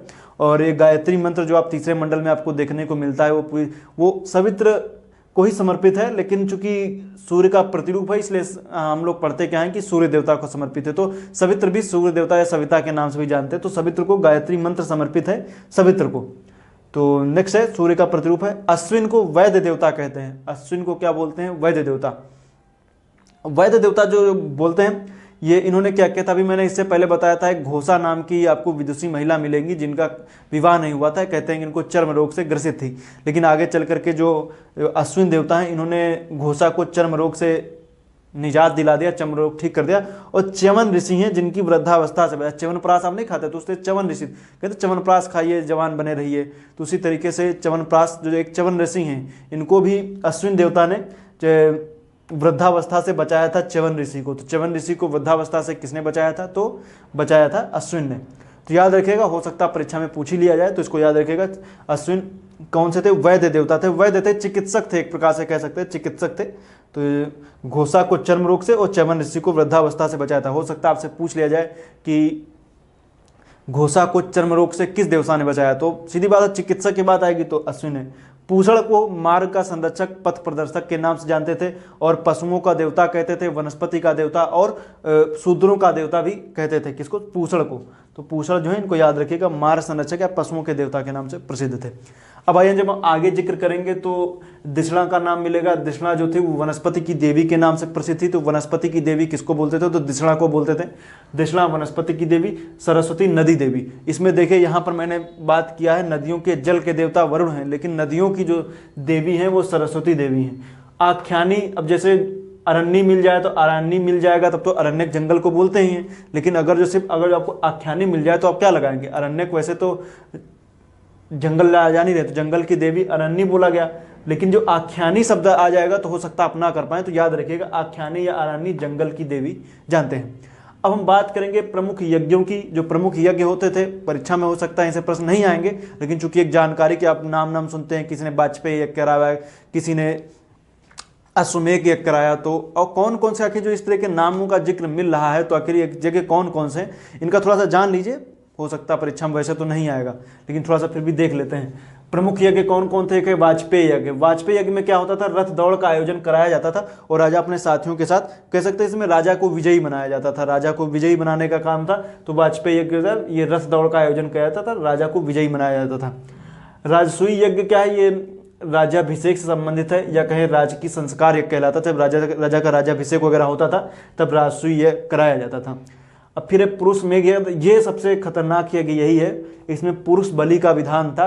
कहते हैं ये 5 दिन तक ये चलता था, और इसमें पुरुष बलि का इसमें दी जाती थी, और कहते थे 11 से 12 इसमें जो बनाया जाता था, इसमें पुरुषों की जैसे बलि वगैरह नहीं दी जाती। आप देखते होंगे पिक्चर वगैरह में, देख लीजिए, ऐसे देखने को मिलता है, तो जैसे होता है बलि दे दी जाती है, उसी तरीके से यहाँ पर 5 दिन तक ये यज्ञ चलता था, और इसमें पुरुष की बलि का विधान था। और सबसे कह सकते हैं सबसे ज्यादा बेकार यज्ञ पुरुष मेघ यज्ञ था।